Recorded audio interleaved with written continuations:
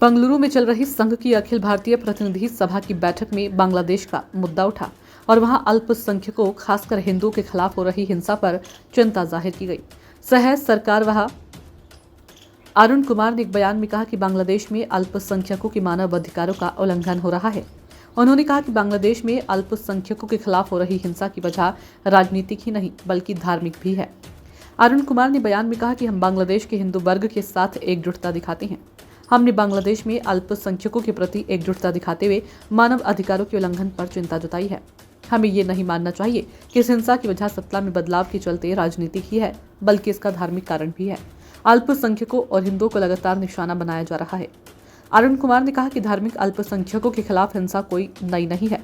साल 1951 में बांग्लादेश में हिंदू जनसंख्या 22% थी, जो अब घटकर 7.95% रह गई है। ये बड़ी गिरावट है। इस बार जो हिंसा हो रही है उससे ऐसा लग रहा है कि इसे सरकार और सरकारी संस्थानों का भी समर्थन है। वहां भारत विरोध बढ़ रहा है।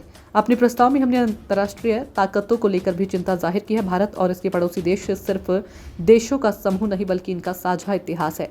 हमारे बीच बहुत कुछ समान है। कई वैश्विक शक्तियां भारत और इसके पड़ोसी देशों के बीच अविश्वास पैदा करने की कोशिश कर रही है। उल्लेखनीय है कि बांग्लादेश में बीते साल शेख हसीना सरकार की सत्ता से बाहर होने के बाद से ही वहां अल्पसंख्यकों खासकर हिंदुओं के खिलाफ बड़े पैमाने पर हिंसा हुई। हिंसा की इन घटनाओं पर कई देशों ने चिंता जाहिर की है। भारत ने भी इस पर कड़ी आपत्ति जताई।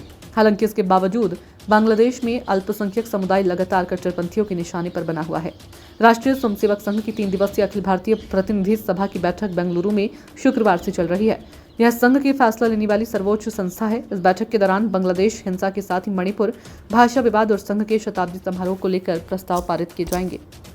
ब्यूरो रिपोर्ट, नई दिल्ली।